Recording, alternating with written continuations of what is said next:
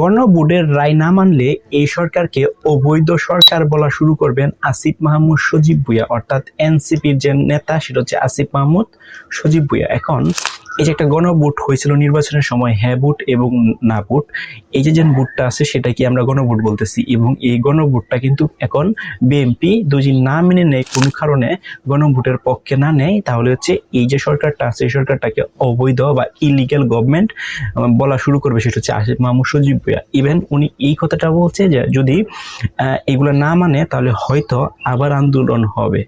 এখন নাও কোয়েশনটা হচ্ছে যে আন্দোলন আসলেই হবে কি না, কারণ যে সময় জুলাই যে সময় চলছিল তখন কিন্তু এই যে আসিফ মাহমুদ সজীবুল্লাহ বলেন, হাসনাত আবদুল্লাহ বলেন, এই যে যারা প্রথম সারির যারা জুলাই যোদ্ধা ছিল তাদের কথাই কিন্তু হাজার হাজার ছাত্র জনতা কিন্তু একত্র হয়েছিল এবং তারা একটা যুদ্ধ চালিয়ে গেছিল।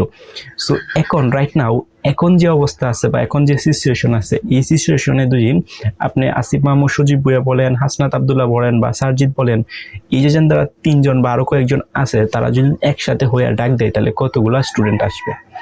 সো আসিফ মাহমুদ সজীব ভুঁইয়া কিন্তু অন্তর্বর্তী সরকারের একজন উপদেষ্টা ছিলেন। সো ওনার নামে কিন্তু ইলিগ্যাল অনেক যে বিজনেস বলেন বা টাকা আত্মসাৎ বলেন, এরকম কিন্তু অনেক নিউজ কিন্তু আসছে। সো যারা উপদেষ্টা পরিষদে ছিল অনেকেই কিন্তু বিএনপি সরকার আসার পর বা বিএনপি সরকার আসার আগেও কিন্তু পদত্যাগ করছে। এখন কেন পদত্যাগ করছে? কারণ হচ্ছে অনেকেই কিন্তু দুর্নীতির সাথে ইনভলভ ছিল, এটার জন্য কিন্তু পদত্যাগ করে অন্য দেশে চলে গেছে বা বাংলাদেশে হয়তো রয়েছে বা এর আগে ওরা সেফলি এক্সিট চাচ্ছে। সো এখন যদি গণভোট বিএনপি না মানে তাহলে হচ্ছে ওরা দুদিন আসিফ মাহমুদ সজীব ভুঁইয়া বলেন, হাসনাত আবদুল্লাহ বলেন বা সারজিৎ বলেন, এরা যদি একত্র হয়ে আবার আন্দোলনে ডাক দেয় তাহলে কি জুলাইয়ের সময় যে আন্দোলনটা হয়েছিল অমনভাবে কি একটা আন্দোলন হবে?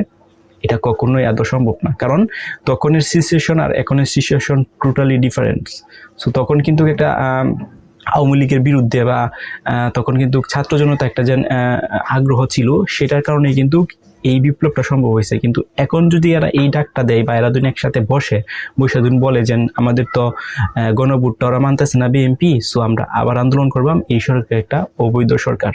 সো এভাবে এরা ডাক দিয়ে ছাত্র জনতা বলেন বা তাদের যে দলীয় বা তাদের যে এনসিপি আছে, দলের যারা নেতা ফেতা আছে বা লোক আছে, তারা নিয়ে একত্র হয়, তাহলে কিন্তু জুলাইয়ের মতো যেন একটা যুদ্ধ বা জুলাইয়ের সময় যেরকম লোক বল আসতো সেরকম লোক বল কিন্তু আসবে না।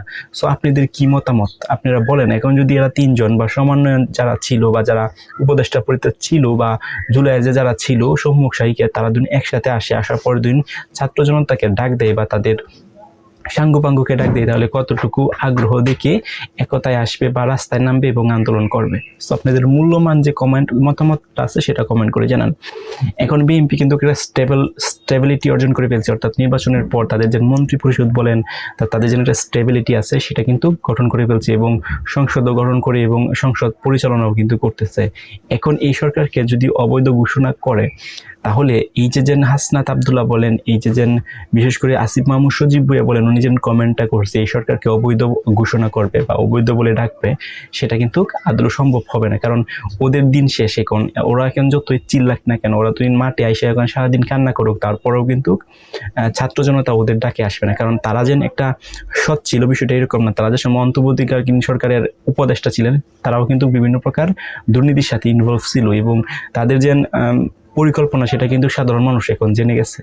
এখন যদি তারা আইসা আন্দোলনের ডাক দেয়, বিএনপির সাথে কখনোই পারবে না, কারণ বিএনপি কিন্তু অলরেডি একটা স্টেবিলিটি অর্জন করে ফেলছে, অর্থাৎ তাদের যে মন্ত্রী পরিষদ, তাদের যে সংসদ কার্যক্রম সবকিছু ওভারঅল চিন্তা করে দেখলে তারা কিন্তু একটা স্টেবিলিটি অর্জন করে ফেলছে। এখন আইসা দুদিন ওরা বলে এই সরকার অবৈধ, সিম্পল, কোনো কিছু লাভ হবে না যতই আন্দোলন করুক না কেন।